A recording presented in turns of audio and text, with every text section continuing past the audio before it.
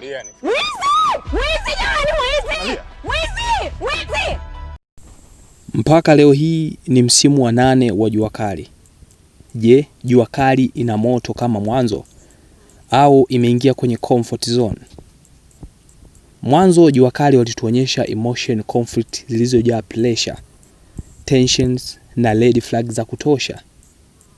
Character walikuwa unpredictable. Walijitahidi kila episode kutuficha nini kinatokea mbele. Lakini kadri muda ulivyosonga mbele, story imekuwa haina mafumbo tena na unaweza ukajua nini kitatokea mbele. Migongano sio mizito kama ya mwanzoni. Hakuna character shift kubwa inayoweza kushtua. Series kuwa ndefu hivi si kosa.